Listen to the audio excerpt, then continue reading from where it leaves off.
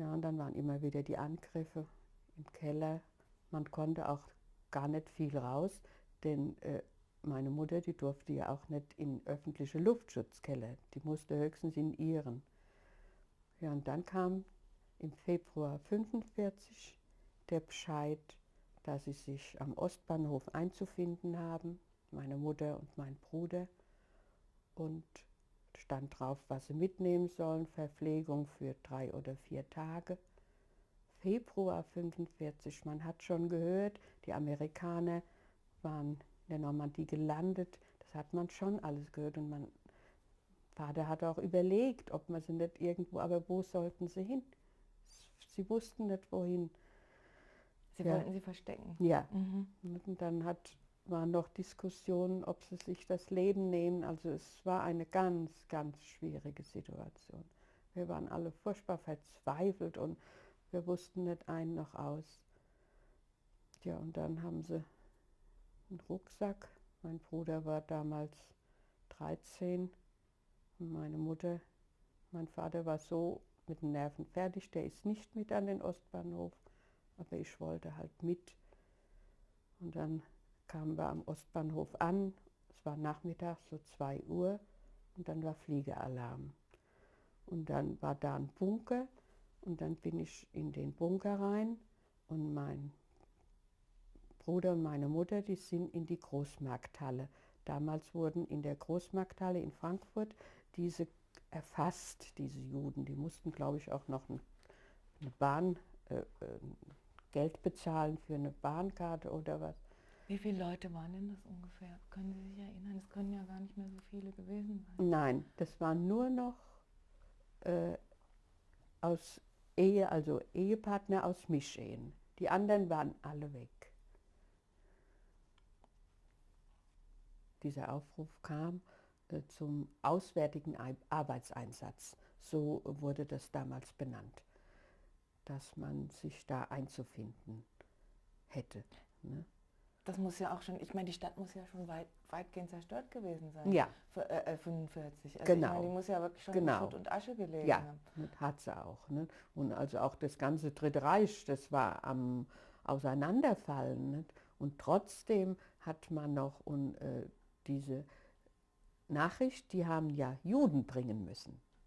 Ne? Also ist kein SA-Mann gekommen und hat diese Aufforderung gebracht, sondern ein Jude war das. Das haben die ja immer gemacht. Ne? Die haben das geschrieben und dann haben sie es auf der jüdischen Gemeinde abgegeben, haben gesagt, so, ihr bringt das weg. Und es gab, das ist ja ganz merkwürdig, also weil die jüdische Gemeinde war ja schon längst aufgelöst, denke Ja. ich. Ne? Und die hatten aber immer noch... Ja, also so, da muss schon noch ein Büro in dem Sinn gewesen sein, die eben die Listen hatten, wer ist noch da, wer kann noch geholt werden. Und meine Mutter hatte halt große Hoffnung, dass sie wegen des kleinen Kindes zurückgestellt wird oder wie man sich das vorgestellt hat. Ne? Und sie hatte auch erst überlegt, ob sie die Kleine nicht mitnimmt, aber das hat sie dann ganz schnell fallen lassen, denn sie hat ja gewusst, wie die Transporte aussehen. Nicht? Und ob ein Kind im Februar 1945 im Winter die waren ein halbes Jahr alt, ne? Dass die das schon den Transport gar nicht überleben würde und auch sicher nicht überlebt hätte. Ne?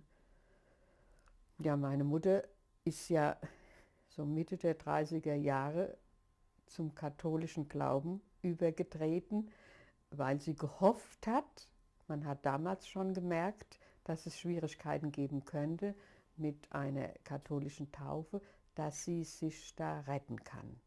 Ne? Und als sie dann diesen Bescheid hatten, dass sie am Ostbahnhof sich einfinden sollten, und dann sind wir mit diesem Bescheid zu dem Stadtpfarrer damals, der in Frankfurt war, der katholische, der Stadtpfarrer Herr war das, und haben ihm, meine Mutter, und ich habe auch große Hoffnung auf diesen Mann gesetzt, es war ein sehr väterlicher Mann, ein älterer Herr, und er ist auch sofort ans Telefon gegangen und hat sicher mit der geheimen Staatspolizei da gesprochen, und er kam dann sehr enttäuscht wieder aus dem Zimmer und hat gesagt, er kann uns nicht helfen. Ich habe mir eingebildet, das Pfarrhaus war ein bisschen vertraut für mich, dass der einfach sagt, kommt hierher, und dann seid ihr sicher. Also ich war damals sehr enttäuscht, muss ich sagen. Aber man musste sich halt fügen. Ne? Ja, und dann haben die ihre 7 Sachen zusammengepackt, unter Tränen und viel Trauer. Und dann sind wir zum Ostbahnhof. Und dann war da dieser Angriff und dann war dann Fliegealarm. Als der dann fertig war, bin ich wieder aus dem Bunker raus. Und dann kam diese Gruppe. Tja, wie viel werden das gewesen sein? 300? 300. Die kamen dann von der Großmarkthalle und liefen dann an dem Ostbahnhof vorbei, hinten an die Güterrampe. Und dann standen da die Güterzüge und ich meine 45 hätte es geheißen, sollten in jeden Güterwagen gehen. Und dann sind sie da eingestiegen und haben an für sich noch lang gestanden. Lang, und irgendwann wurden dann die Türen geschlossen. Das war für mich, ich war 11 Jahre, 12 war ich, das schlimmste Erlebnis, was ich je hatte. Ich habe später immer mal gedacht, wärst du nicht mit zu dem Ostbahnhof. Was war so besonders schlimm? Also die haben drinnen geweint und die anderen haben draußen geweint. Und man hat das Gefühl, man sieht sie nicht wieder.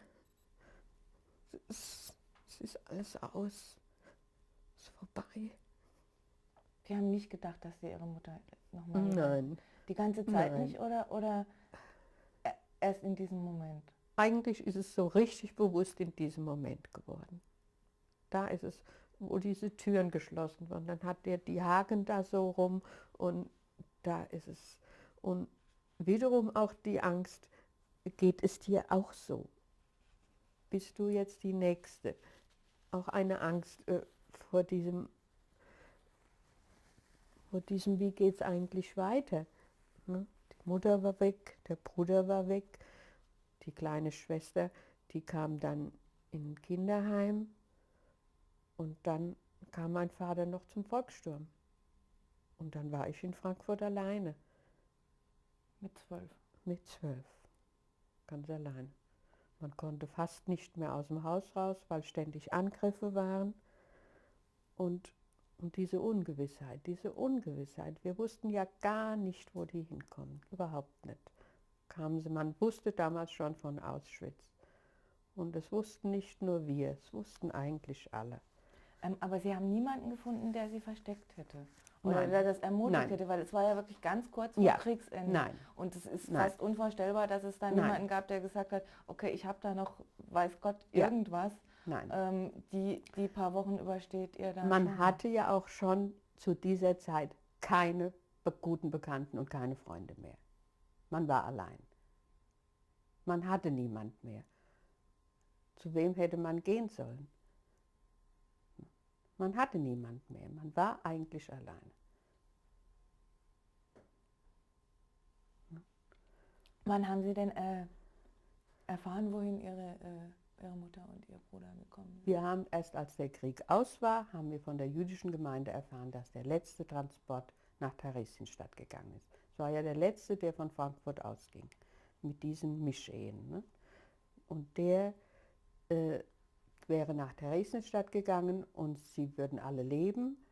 Ich glaube, einige sind nur an Erschöpfung halt auf der Fahrt schon gestorben, denn ich glaube, sie waren fast 2 Wochen unterwegs. Und wir waren dann halt froh und wir sind dann öfter hin, weil sie als nicht kamen. Aber dann wurde uns gesagt, es wären Seuchen in Theresienstadt und sie würden, wenn die Quarantäne zu Ende wäre, würden sie Lastwagen von Frankfurt aus hinschicken und würden die Frankfurter Juden zurückholen. Können Sie sich noch an die Befreiung erinnern? wie Ja, das war? das kann ich mich erinnern. Und zwar war es so, äh, 2 Tage vor, als die Amerikaner hierher kamen, dann gingen so Lautsprecherwagen durch die Straßen. Ganz Frankfurt wird ausgewiesen. Also die Deutschen haben das gesagt. Alles muss raus. Frankfurt wird eine Hauptkampfzone, so nannten sie das. Jetzt war ich ja alleine und habe gedacht, wenn du jetzt gehst, dann finden dich deine Eltern nie wieder. Dann findest du niemand wieder. Und da habe ich gedacht, ist egal, die im Haus, die sind alle gegangen. Ich war dann wirklich alleine in einem großen Mietshaus. Und da dachte ich, du bleibst hier, ist egal, was passiert. Aber wenn jemand das Ganze überlebt, dann sucht er dich hier. Du bleibst hier. Und dann bin ich im Keller geblieben und Gott, so ein bisschen Trockenbrot hatte ich da. Also man war ja auch sehr bescheiden. Komisch. Und der Hunger, der wurde dann auch irgendwie verdrängt. Und dann habe ich gehört, dass irgendjemand an die Haustür geklopft hat und eine fremde Sprache gesprochen hat. Nicht? Und das war für mich wie, nicht? Also ich habe mir schon gedacht, und dann waren das natürlich Neger. Und das hat mich ein bisschen verängstigt, muss ich schon sagen. Nicht? Ich konnte ja auch kein Englisch. Und dann habe ich dem halt aufgemacht und dann wollte er gucken, wer noch im Haus ist dann noch durchs ganze Haus. Und dann hat er gefragt, ob ich alleine wäre. Und da habe ich gesagt, ja. Ne?